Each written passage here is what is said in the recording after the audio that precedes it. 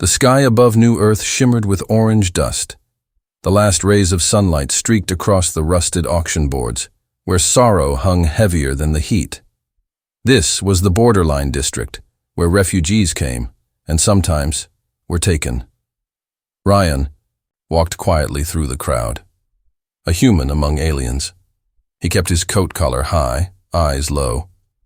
His ship was docked far out in Zone 4, and he hadn't meant to come this deep.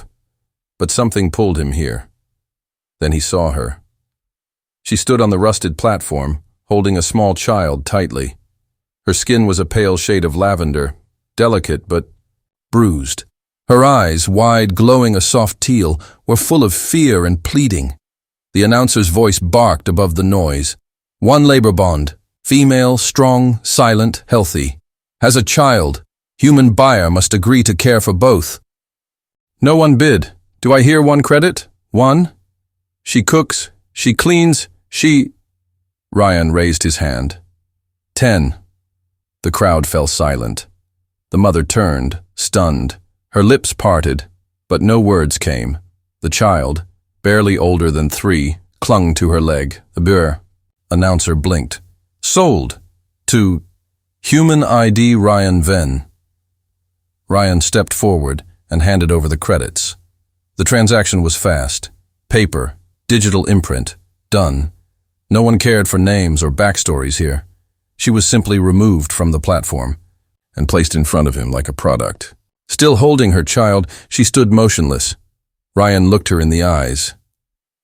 You're safe now. She didn't respond. Her body trembled slightly. Her daughter clung tighter, small fingers pressing into her mother's side. Do you have a name? He asked gently. She hesitated. Her voice, when it came, was quiet and soft. Thalia. Ryan nodded. All right, Thalia. Let's get you both out of here. She followed him without a word, walking through the dust and fading sunlight like someone in a dream. Ryan didn't take her hand. He didn't push. He just walked, making sure she could keep up, glancing back every few steps to see that they were still there. Behind them, the auction boards blinked into darkness. The voices faded.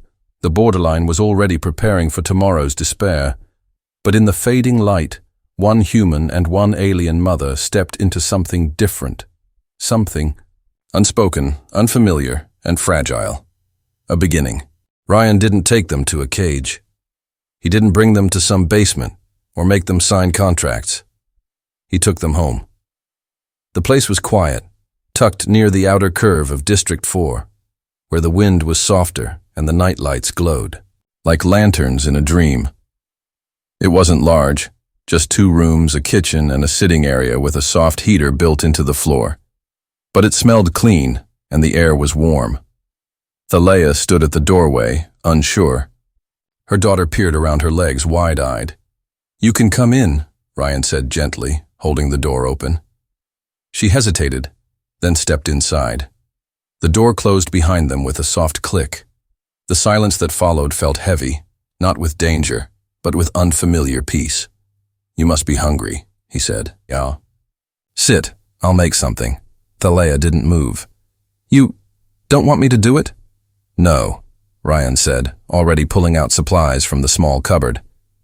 I said I'd take care of you. She sat slowly, holding her child on her lap. The girl looked up at her mother with tired eyes, then turned to Ryan, watching him with curious wonder. Minutes later, the scent of warm broth filled the room. Ryan placed 2 bowls on the table and a smaller one for the child. It's not much, he admitted, but it's made fresh. Thalia stared at the food, then at him. You bought me. You can tell me to do whatever you want. Why are you being kind? Ryan looked at her and said simply, because you've had enough cruelty. Her eyes dropped to her bowl. She fed the first spoonful to her daughter, who smiled and reached for more. She didn't eat herself until the child had finished half. Ryan sat across from them, watching quietly. What's her name? Thalia looked up slowly. Luma. Hi, Luma, Ryan said, offering a gentle smile. Luma blinked and hid her face in her mother's chest. peeking out with a little giggle. After the meal, Ryan showed them a small cot with clean blankets in the corner of the main room. "It's yours," he said. "For both of you." Thalea shook her head. "I can sleep on the floor. Just let her have it. You both can use it. You're not a servant here. You're not mine. You're free." Her lips parted slightly, as if she wanted to believe him but couldn't. "I don't understand you," she whispered. "You don't have to," he replied softly. "Just rest." She nodded once. Luma was already asleep in her arms. Ryan stood and turned off the lights, leaving only the warm glow of the floor heater. Before going to his room, he paused in the doorway. "If you need anything," he said, "just knock." Thalea looked down at her child, curled into her side. She whispered, "Thank you for not being what I feared." He gave a quiet smile. "Good night, Thalea." When he left, she stayed awake a little longer, staring into the glow. No guards, no chains. Just the sound of her daughter's soft breathing and the warmth of a place that didn't smell of metal or fear. She had been sold. But tonight, she didn't feel owned. She felt something else, safe. Morning sunlight filtered in through the curtainless window, soft and golden. Thalea stirred slowly, arms wrapped around Luma. The little girl was still asleep, her tiny mouth open just slightly, her breath warm against her mother's neck. It took Thalea a moment to remember where she was, not the borderline, not a factory hold, not some buyer's cold chamber. She was in a home, and it smelled of bread. Thalea sat up, confused, and gently lifted Luma to the cot's edge. She crept toward the scent and found Ryan in the kitchen area, sleeves rolled up, quietly setting, pieces of warmed flatbread beside a cup of fruit pulp. "You're up," he said, smiling when he saw her. "You're cooking again," she murmured. He shrugged.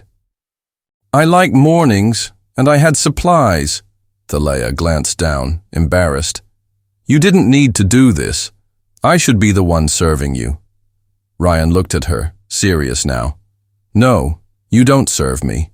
You live here, for now, and you deserve to wake up to something good."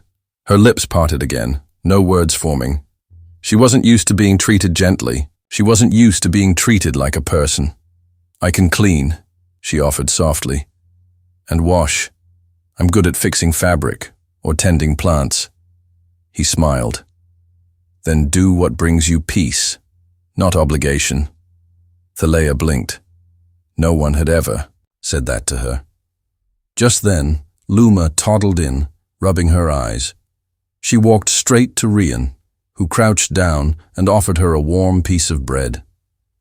"Good morning, Luma," he said, handing it to her.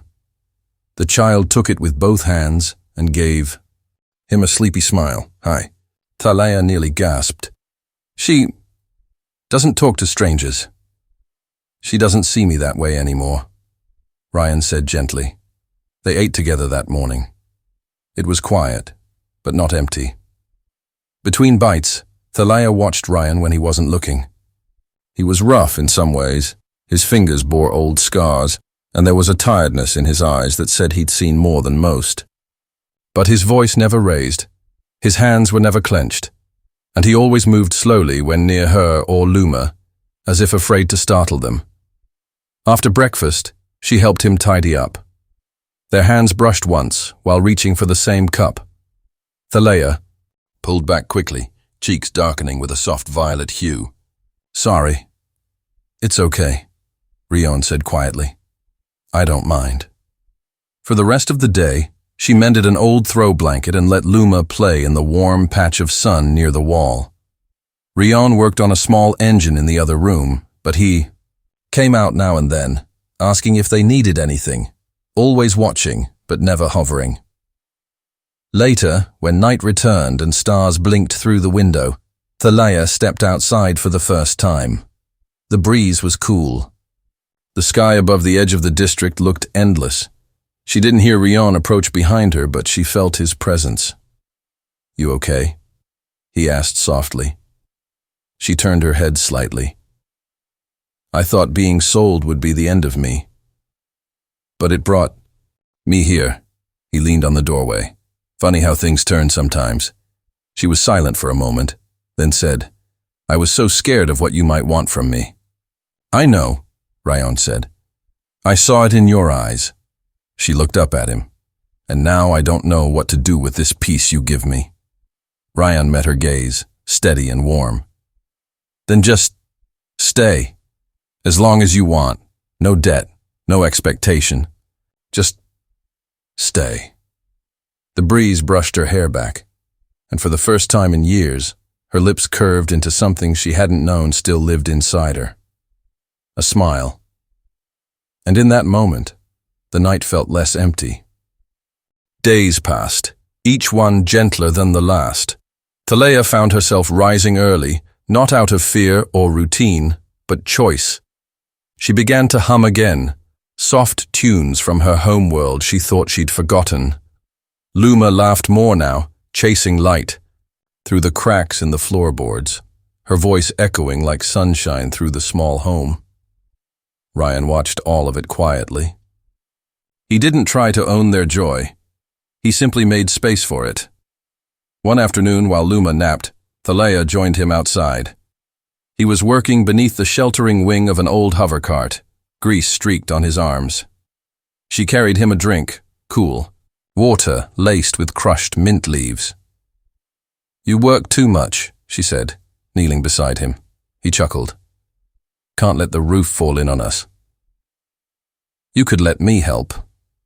Ryan raised an eyebrow. You want to? She nodded. I've never held a tool before, but I want to learn. He handed her a spanner. Her fingers brushed his, light and uncertain. When he showed her how to twist the tool into the panel, his hand covered hers gently, guiding with warmth instead of force. Their faces were close now, breaths mixing. Thalia froze, unsure if she should move back. But Ryan didn't press forward. He just smiled. You've got a steady grip, she flushed. I've had practice, holding things together. They both laughed, soft and real. Later, as they washed their hands at the outside basin, Ryan glanced sideways.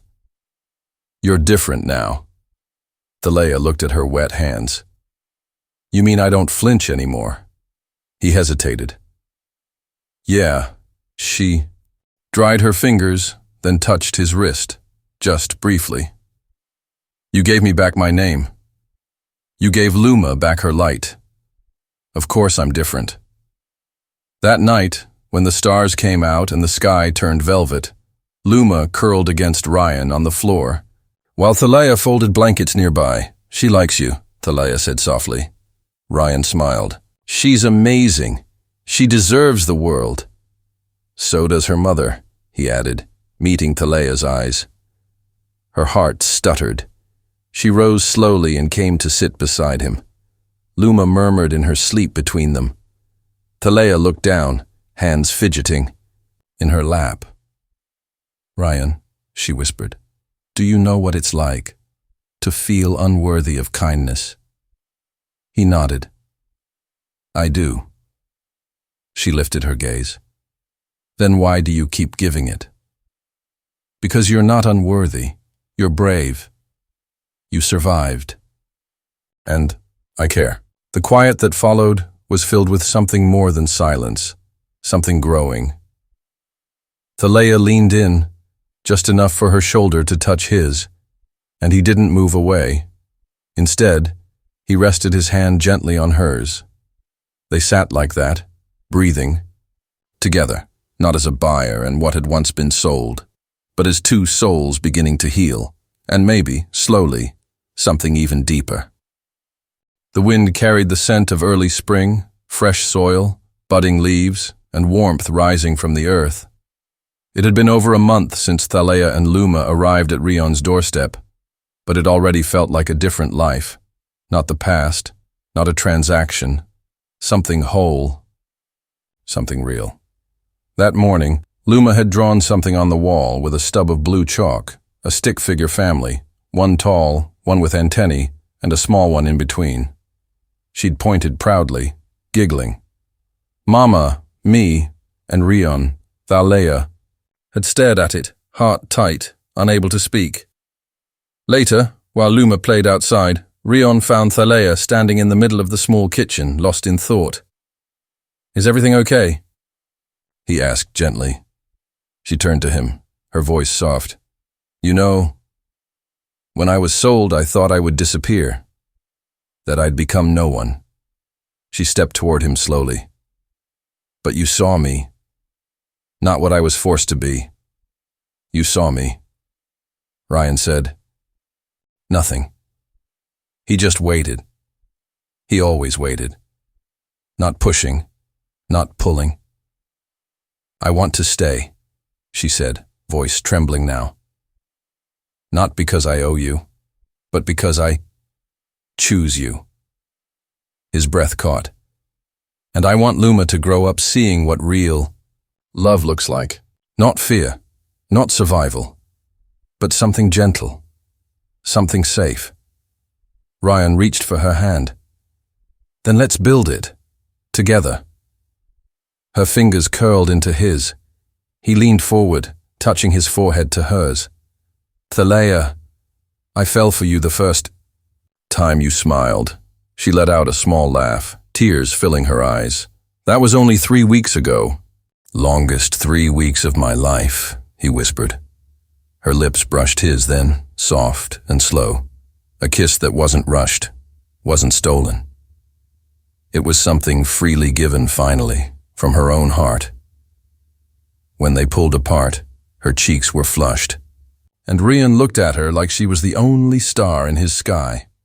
Outside, Luma's laughter rang out. They stepped out hand in hand to watch her chase the wind, and in that quiet, perfect moment, there were no chains, no past, no fear.